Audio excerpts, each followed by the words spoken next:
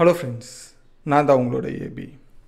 Bakrid actually Bakrid அப்படின்றது சொல்கிறது வந்துட்டு தியாக திருநாள் அப்படின்றது சொல்கிறாங்க. ஸோ இந்த தியாக திருநாள் அப்படின்ற ஒரு இதுவில் வந்துட்டு எதுக்காக ஆடுகள் ஒட்டகங்கள் இது எல்லாத்தையுமே வந்துட்டு வெட்டுறாங்க அப்படின்றது, இதுக்கு பின்னாடி ஏதாச்சும் ஒரு காரணம் இருக்கா அப்படின்றது தான் இந்த ஒரு வீடியோவில் தெரிஞ்சுக்கிறோம். ஆப்வியஸ்லி எல்லா ஒரு விஷயத்துக்குமே ஏதாச்சும் ஒரு காரணம் அப்படின்றது ஒன்று இருக்கும். எப்படி தீபாவளிக்கு ஒரு காரணம் இருக்குது, எப்படி பொங்கலுக்கு ஒரு காரணம் இருக்கும், அதே போல் பக்ரீத்துக்கும் ஒரு இன்ட்ரெஸ்டிங்கான ஒரு ஸ்டோரி ஒன்று பின்னாடி இருக்குது. ஸோ அதை பற்றி தான் இந்த ஒரு வீடியோவில் ரொம்ப ஷார்ட் அண்ட் ஸ்வீட்டாக தெரிஞ்சுக்க போகிறோம். ஸோ வாங்க வீடியோக்குள்ளே போகலாம். பக்ரீத் எதுக்காக கொண்டாடுறாங்க, இதுக்கு பின்னாடி இருக்கிற காரணம் என்ன அப்படின்றது டீட்டெயிலாக தெரிஞ்சுக்கலாம். நான் தான் உங்களோட AB and welcome to our channel. இன்னும் நம்ம சேனல் சப்ஸ்கிரைப் பண்ணலாம், நான் உடனே சப்ஸ்கிரைப் பண்ணிக்கோங்க. அப்போ தான் இந்த மாதிரி இன்ட்ரெஸ்டிங்கான பல விஷயங்களை நீங்களுமே ஒரு 10 நிமிஷத்தில் புரிஞ்சிக்கிற முடியும். அது மட்டும் இல்லாமல் நீங்கள் பண்ணுற ஒவ்வொரு சப்ஸ்கிரைபரும் எனக்கு அடுத்தடுத்த வீடியோ போடுறதுக்கான ஒரு குட்டி குட்டி மோட்டிவை கொடுக்குது. ஸோ மறக்காமல் உங்களோட சப்போர்ட்டை சப்ஸ்கிரைப்ன்ற ஒரு விஷயத்தில் காமிச்சிக்குங்க.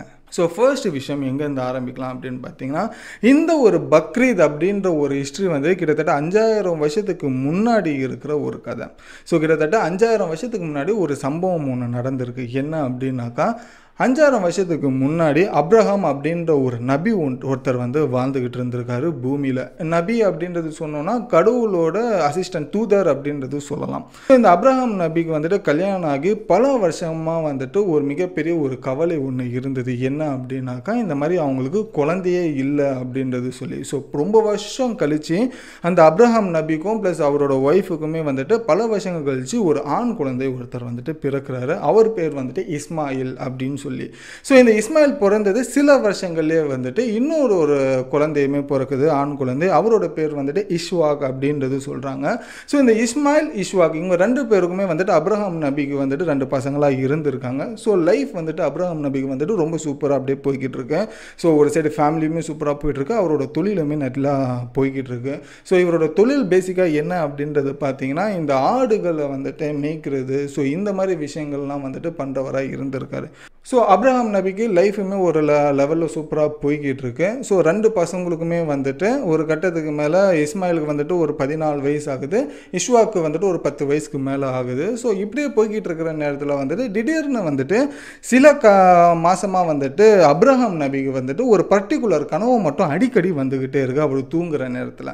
என்ன மாதிரி கனவு அப்ரஹாம் நபிக்கு வருது அப்படின்னாக்கா, அவரோட பையனான இஸ்மாயில் வந்துட்டு அவர் கத்தியால் அவரோட தலையை வெட்டுற மாதிரி, அதாவது பலி கொடுக்குற மாதிரி வந்துட்டு ஒரு கனவுகள் வந்துட்டு வந்துக்கிட்டே இருக்குது அவருக்கு ருட்டீனாக. ஸோ இந்த ஒரு விஷயம் வந்ததுக்கப்புறமா ஒரு கட்டத்துக்கு மேலே வந்துட்டு அப்ரஹாம் நபி என்ன சொல்கிறாருன்னா, ஒரு வேளை வந்துட்டு கடவுள் தான் வந்துட்டு நம்மக்கிட்ட இஸ்மாயிலை வந்துட்டு கேட்குறாரு போல இருக்குது, அதனால தான் அந்த மாதிரி வந்துட்டு நமக்கு ட்ரீம்ஸ் எல்லாமே வருது அப்படின்ற ஒரு விஷயத்துக்கு அவருக்கு ஒரு ஃபைனலைஸ் பண்ணி அவர் வந்துட்டு அவரோட ஒய்ஃபுக்கு வந்துட்டு இந்த விஷயத்தை சொல்கிறார். இந்த மாதிரி வந்துட்டு எனக்கு ஒரு பர்டிகுலராக இந்த மாதிரி கனவு வருது, இஸ்மாயிலை வந்துட்டு பலி கொடுக்குற மாதிரி.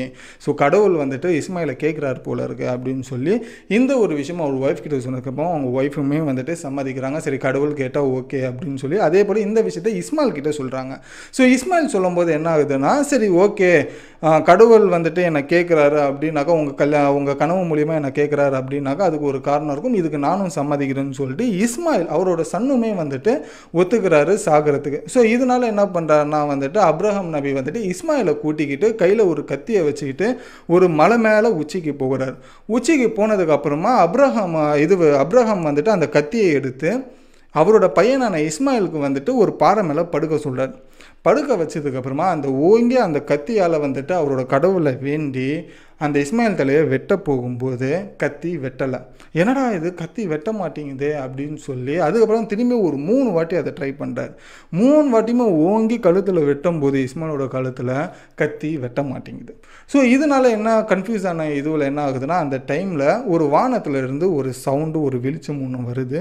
வரும்போது வந்துட்டு இந்த மாதிரி அப்ரஹாம், நான் வந்துட்டு உன் பையனை வந்துட்டு பலி கொடுக்க கேட்கல, அதுக்கு பதிலாக உன்கிட்ட இருக்கிற ஆடுகளோ மாடுகளோ ஒட்டகங்களோ அதை நீ வந்துட்டு பலியாக கொடு.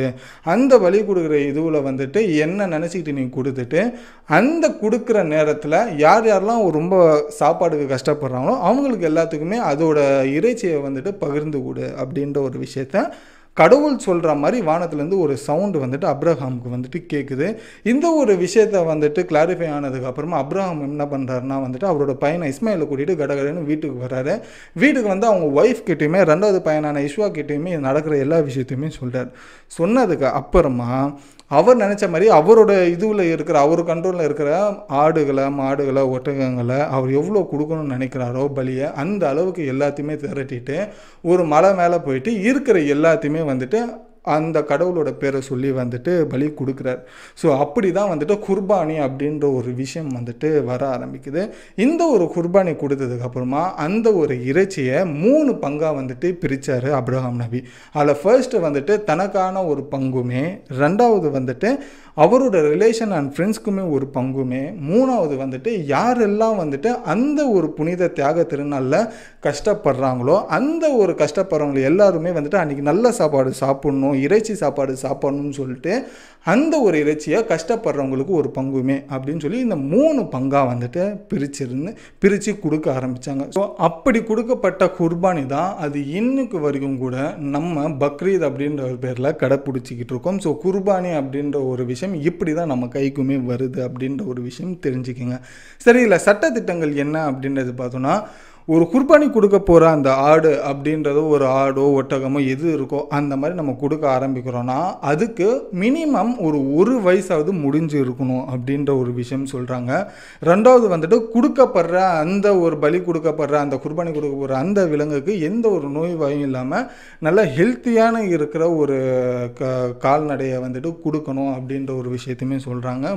ஸோ 3வது ரூல்ஸ் ரொம்ப முக்கியமான ஒரு ரூல்ஸ். இந்த குர்பானி அப்படின்ற ஒரு விஷயம் வந்துட்டு எல்லாருக்குமே ரொம்ப ஒரு தேவையான ஒரு முக்கியமான அப்ளிகபிளான ஒரு விஷயமா அப்படின்னு கேட்டிங்கன்னா கண்டிப்பாக கிடையாது. யாருக்கெல்லாமே வந்துட்டு கஷ்டப்படுறாங்களோ அவங்கெல்லாம் வந்துட்டு குர்பானி கொடுக்கணும் அப்படின்ற ஒரு அவசியம் கிடையாது.